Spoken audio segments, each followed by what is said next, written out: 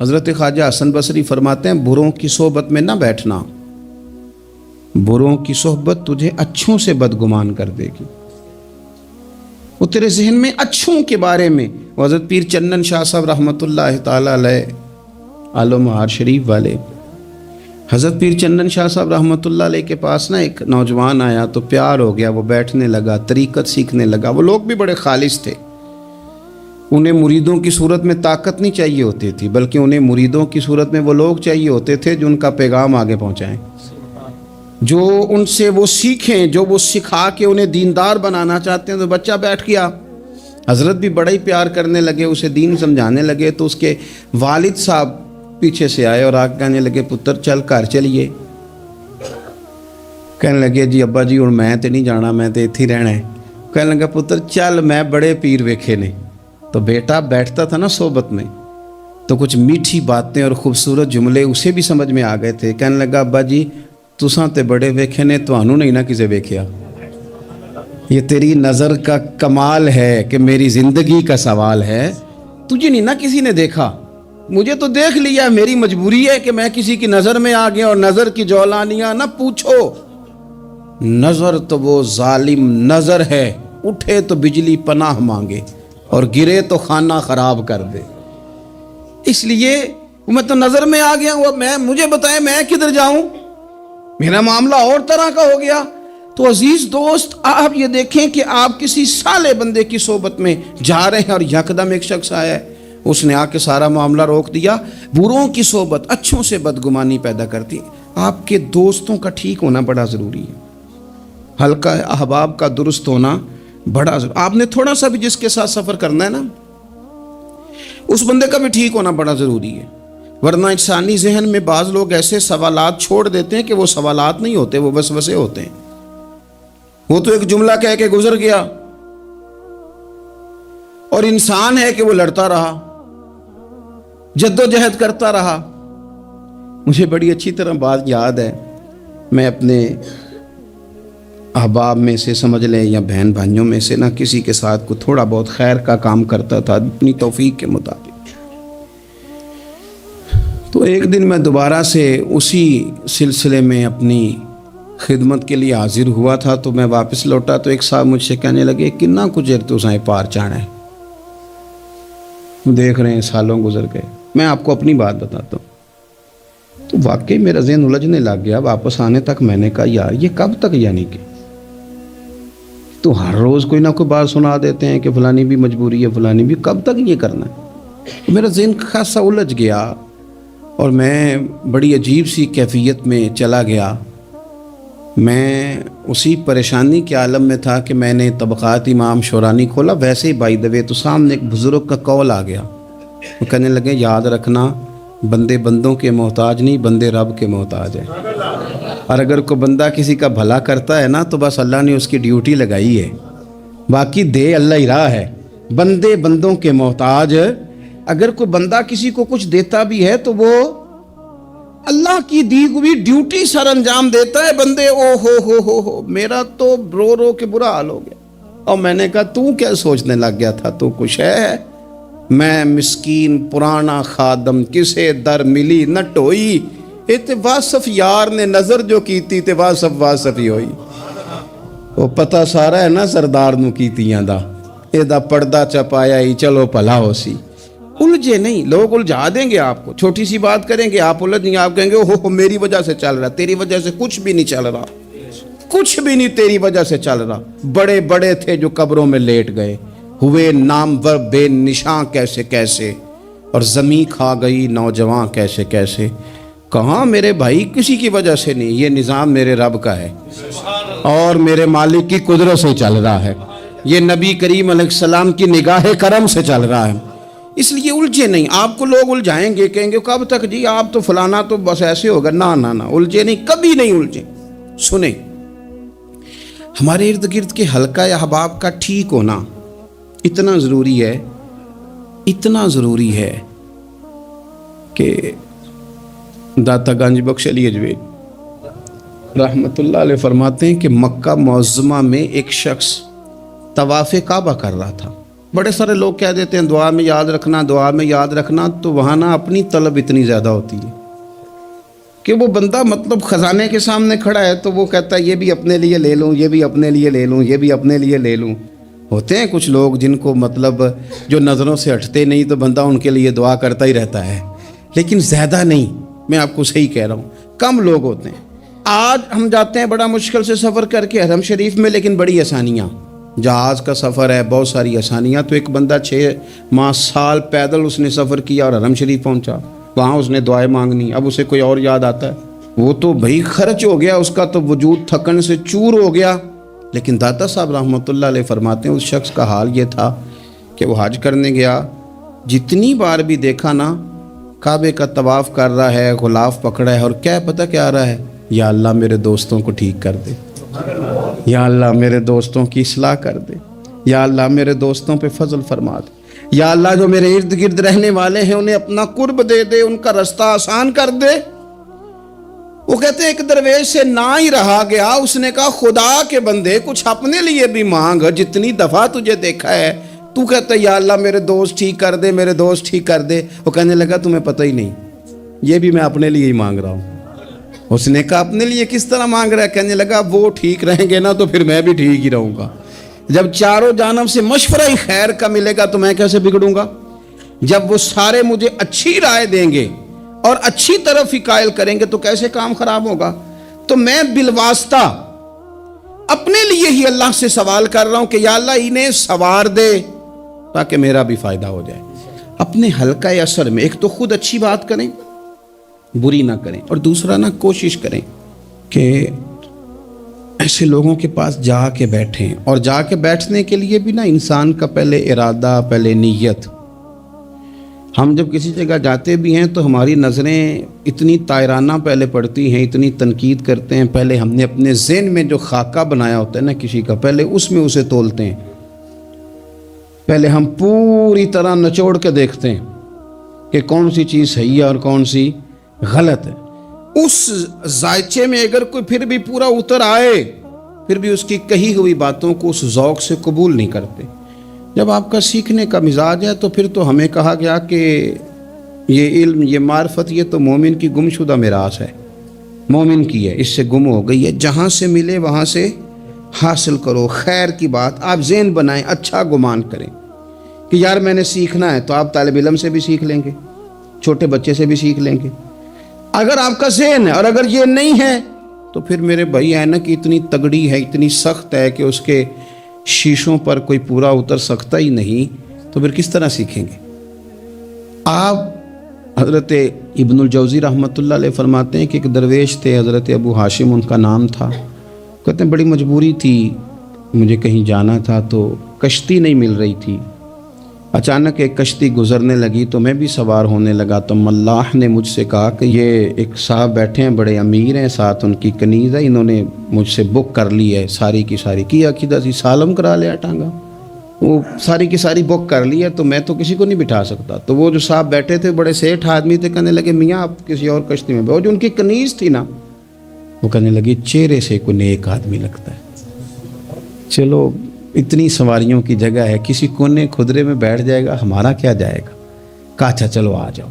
کہتے میں کونے میں بیٹھ گیا، تھوڑا رستہ آگے گیا، انہوں نے کھانے کا سامان نکالا، مجھے بھی کھلایا، لیکن کھاتے کھاتے میری نظر پڑی تو اس میں تو شراب کے برتن بھی تھے معاذ اللہ۔ پھر اس شخص نے کھانا کھانے کے بعد اس کنیز سے کہا کہ مجھے معاذ اللہ گانا سناؤ، وہ گانے گانے لگی، یہ میری طرف متوجہ ہونے لگا، مجھے کہنے لگا سنو، میں نے کہا میں یہ نہیں سنتا۔ پھر میری طرف شراب بڑھائی، میں نے کہا میں نہیں پیتا، تو کہنے لگا تو کیا سنتا ہے، تو کیا سنتا ہے؟ تو کہنے لگے میں سناؤں کیا سنتا ہوں؟ کہا سنائیے، فرماتے میں نے قرآن پاک پڑھنا شروع کر دیا۔ کچھ لوگ، میں آپ کو یقین سے کہتا ہوں، کچھ لوگ ایسے ہیں جن کی زندگی دور گزر گئی ہے مسجد سے، انہیں کو بندہ چاہیے جو تھوڑا سا جا کے پیغام حق سنائے، یعنی ان کو پتہ ہی نہیں ہے کہ دین میٹھا کتنا ہے، حسین کتنا ہے، قرآن میں چاشنی کتنی، سرکار کی تعریف کا، نعت خوانی کا رنگ کتنا شاندار ہے۔ میرا یہ ماننا ہے کہ جسے رب رسول کے رنگوں کی خوشبو کا پتہ چل گیا نا، پھر دنیا کا کوئی اور رنگ اسے اپنی طرف مائل کر ہی نہیں سکتا، سوال ہی پیدا نہیں ہوتا۔ کچھ لوگوں نے سونگا نہیں ہے، آئے نہیں ہیں، قریب نہیں آئے۔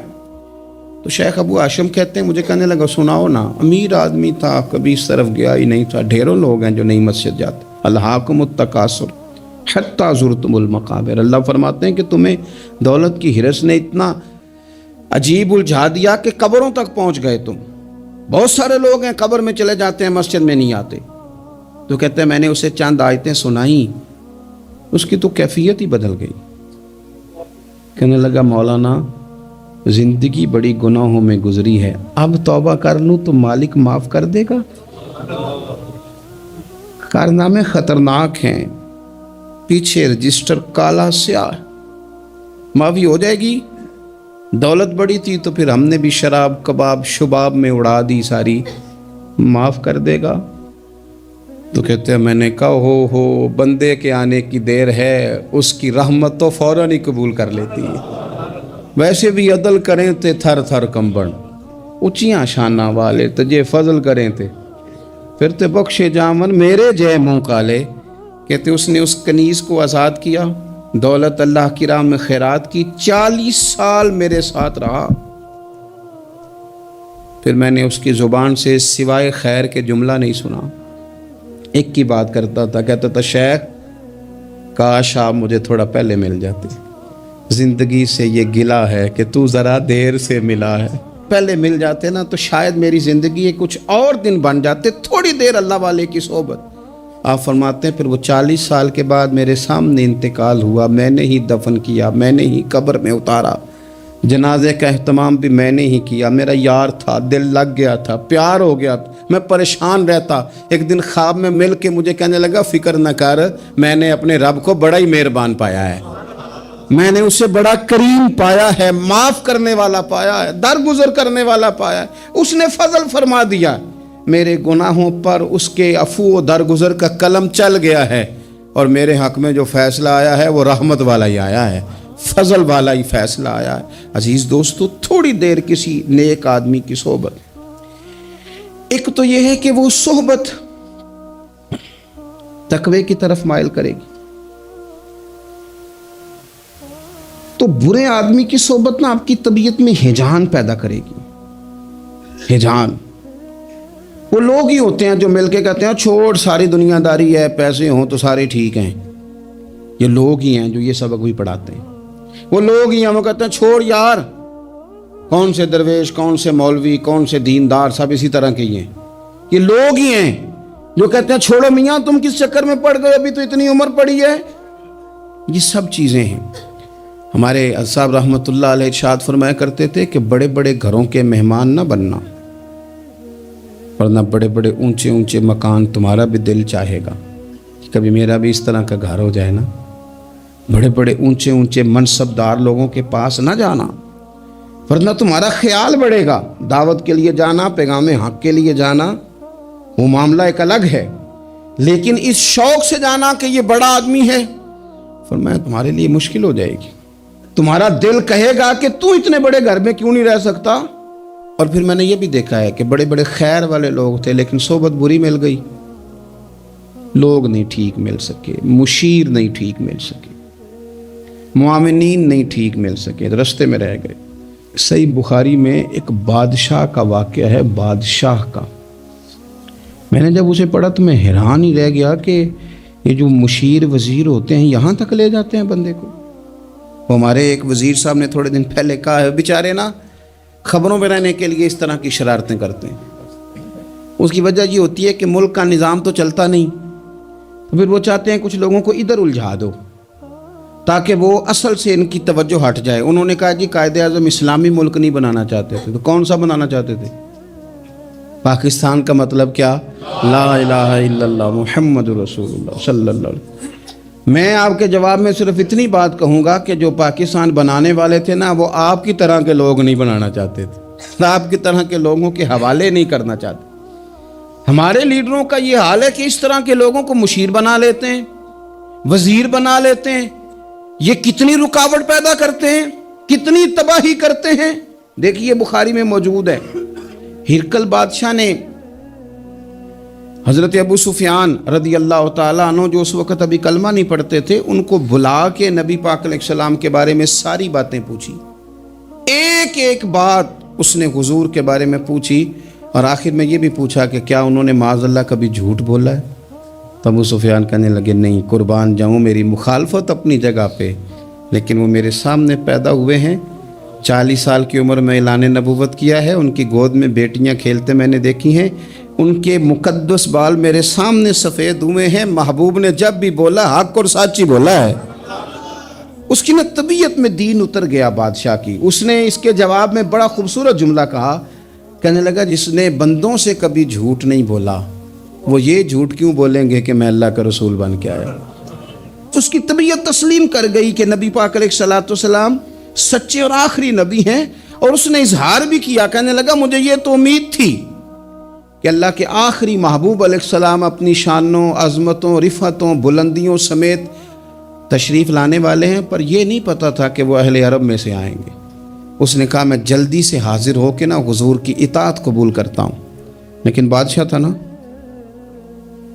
بڑا آدمی جو ہوتا ہے نا وہ اپنے ماحول کو ذرا تھوڑا ساتھ لے کے چلنا چاہتا ہے، تو بادشاہ نے بھی نا اپنے جتنے اس کے وزیر مشیر تھے ان کو بلایا اور اپنے محل میں دعوت دی۔ ذرا انداز دیکھیے گا، اور خود بالا خانے کے اوپر چڑھ گیا، دروازے بند کر لیے، اور اوپر چڑھ کے نا انہیں بالا خانے سے جھانک کے کہنے لگا تمہیں بھی پتہ چل گیا، مجھے بھی پتہ چل گیا اللہ کے آخری رسول تشریف لے آئے صلی اللہ تعالی علیہ وسلم۔ اب میرا خیال ہے کہ ہماری اور تمہاری بہتری اور بقا اسی میں ہے کہ ہم بیٹھے نہ رہیں، جلدی سے جا کے محبوب پاک کے دامن کو تھام لیں، حضور کی فرما برداری قبول کر لیں۔ اب جب بادشاہ نے یہ بات کی تو وہ جو وزیر تھے، مشیر تھے، ان کی حالت اتنی خطرناک ہو گئی کہ وہ تو دروازوں کی طرف دوڑے کہ کھولیں گے اور نوچ لیں گے بادشاہ کو، یہ کیا کہہ رہا ہے معاذ اللہ۔ اس قدر زیادہ ان لوگوں نے اظہار کیا استغفر اللہ معاذ اللہ دین سے دوری کا۔ جب بادشاہ نے یہ کیفیت دیکھی نا، اوہو، بندے دیکھ کے رب رسول سے دور رہ گیا، کہنے لگا نہیں نہیں بھائی، نہیں، میں تو صرف تمہیں آزما ہی رہا تھا کہ تم اپنے دین کے ساتھ کتنے پختہ ہو، ہم نہیں کہیں بھی جا رہے، ہم یہیں رہیں گے، یہی ہمارا دین رہے گا۔ ان وزیروں نے، مشیروں نے، دوستوں نے، قریبی لوگوں نے رسول اللہ کی غلامی میں نہیں آنے دیا۔ اتنا برا اثر کرتے ہیں یہ مشیر وزیر، اتنا خوفناک حال کر دیتے ہیں انسان کا قریب رہنے والے لوگ کہ سامنے کرم کا دریا بہہ رہا تھا، لیکن اس کی بدقسمتی دیکھو، وہ دور اس لیے رہ گیا کہ اس کے دوست ٹھیک نہیں تھے، مشورہ دینے والے ٹھیک نہیں تھے، قریب رہنے والے ٹھیک نہیں، یہ دور رہ گیا، اور نجاشی کلمہ پڑھ کے محبوب کا مسلمان ہو گیا۔ اور حضرت عائشہ صدیقہ فرمایا کرتی تھی نجاشی وہ خوش قسمت مسلمان ہے کہ جب وہ دنیا سے گیا تو اس کی قبر سے بھی نور نکلا کرتا تھا۔ اس نے نہیں بادشاہ دیکھی، غلامی کی رسول کریم، اور اس نے اپنے مشیروں پر لوگ تو یہاں تک بری صحبت اثر کرے گی کہ وہ دین سے دور لے جائے گی۔ اور ایک تو ہے دین کے قریب آنا، یہ جو بات آخر میں کرنے لگا ہوں نا، یہ زیادہ توجہ طلب ہے۔ جو لوگ کہتے ہیں نا میرا دل نہیں بدلتا، جو لوگ کہتے ہیں میری کیفیت نہیں بدلتی، ذوق نہیں آتا، تو یہ حدیث بتاتی ہے کہ ذوق بھی کوئی خاص صحبت میسر آئے تو پھر ہی قائم رہتا ہے۔ وہ جو محبوب علیہ السلام نے فرمایا نا کہ اللہ کا بندہ وہ ہے جسے دیکھو تو رب یاد آ جائے۔ خاص لوگ ہوتے ہیں جن کی صحبت میں بیٹھنے سے انسان کا دل اللہ سے جڑتا ہے، رسول اللہ صلی اللہ علیہ وسلم سے جڑتا ہے، دین پر عمل کرنے کو طبیعت چاہتی ہے۔ ایسے لوگوں کی صحبت کتنی مفید ہے وہ ہمیں اس حدیث سے عکس کرنا ہے۔ حضرت حنظلہ رضی اللہ تعالیٰ عنہ اور مرکز وفا اور اس امت کے ادب اور عشق میں استاد حضرت ابو بکر صدیق رضی اللہ تعالیٰ عنہ، یہ دونوں حضور کی بارگاہ میں گئے، انداز کا اختیار کیا، کہنے لگے یا رسول اللہ صلی اللہ علیہ وسلم ہمارے دل کی تو کیفیات دو قسم کی ہیں۔ حضور جب ہم آپ کے پاس ہوتے ہیں نا، جنت اور دوزخ کا ذکر سنتے ہیں، ہمیں یوں لگتا ہے جنت اور دوزخ ہماری آنکھوں کے سامنے، دل کے اندر فوراً جذبات ابھر آتے ہیں کہ اب ہر خیر کا کام کرنا ہے، اب جنت ہی کی طرف مائل ہونا ہے، ہماری قلبی کیفیات، ہماری باطنی کیفیت بدل جاتی، نور علی نور ہو جاتا ہے سارا کچھ۔ لیکن حضور جب ہم آپ کی بارگاہ سے اٹھ کے گھر جاتے ہیں، بال بچوں کے پاس جاتے ہیں، تو پھر وہ حال نہیں رہتا۔ یا رسول اللہ صلی اللہ علیہ وسلم یہ کیا ہے؟ تو محبوب نے کیا فرمایا؟ آپ یقین کریں، جو اہل طریقت اور تصوف ہے نا، یہاں ان کی روحیں مچل جاتی ہیں۔ حضور فرمانے لگے حالت ایک طرح کی نہیں رہتی، ہاں اگر تمہاری وہی حالت رہے جو تمہاری میرے پاس ہوتی ہے، اگر کیفیت باطنیہ وہی رہے جو میری بارگاہ میں ہوتی ہے، تو فرمایا تم بستروں میں موجود ہوں اور فرشتے آ کے تم سے سلام کریں، تم ابھی رستوں میں ہو اور فرشتے تم سے ملاقات کریں، اگر تمہاری کیفیت وہ بن جائے جو یہاں ہوتی ہے، اگر تم اسی پر جم جاؤ، وہی حالت ہو جائے، تو پھر تو فرشتے گویا آئیں تمہاری زیارت کے لیے، تمہاری ملاقات کے لیے فرشتے آئیں۔ اگر کیفیات بدل جائیں کسی اللہ کے بندے کی بارگاہ میں بیٹھ کر، تو پھر اس کیفیت کو برقرار رکھنے کی کوشش کی جائے، اگرچہ حضور نے فرما دیا کہ کیفیات ایک جیسی نہیں رہتی۔ اور چلو میرے بھائی تھوڑی دیر کے لیے ہی صحیح، جتنی صحبت میسر آئے، شاید اسی لیے امام اعظم ابو حنیفہ رحمۃ اللہ علیہ کی عمر 60 سال سے زیادہ تھی۔ تو کسی نے پوچھا حضور کتنی عمر ہے؟ فرمایا عمر ہے 3 سال۔ حضرت آپ تو علم، عمل، روحانیت، معرفت کے شاہ سوار ہیں، تو ساری داڑھی سفید اور آپ کہہ رہے ہیں 3 سال۔ فرمانے لگے عمر وہی 3 سال ہے جو امام جعفر صادق کی خدمت میں گزر گئی۔ وہ کیفیات جو ان کی بارگاہ میں رہتی تھیں، وہ انداز جو ان کی بارگاہ میں رہتا تھا، جو ان کے پاس ہوتا تھا، وہ پھر کہیں اور میسر ہر مشکل دی کنجی یارو ہاتھ مرداں دے آئی، اور مرد نظر کرے جس ویلے، اوئے ہوئے ہوئے، مرد نظر کرے جس ویلے، مرد نظر کرے جس ویلے، پھر مشکل رہے نہ کائی۔ وہ جو کیفیات ہے نا اس وقت کی، جب کوئی رب کا بندہ ملے اور انسان اس کی صحبت میں بیٹھ کے اپنے رب کو یاد کرے، رسول کریم کی محبت میں مچلے، تو پھر وہ لمحے اتنے قیمتی ہیں کہ وہ زندگی سنوارنے کے لیے کافی ہو سکتے ہیں۔ اللہ کریم اچھی صحبت نصیب فرمائے۔ آخر دعوایا ان الحمدللہ رب العالمین۔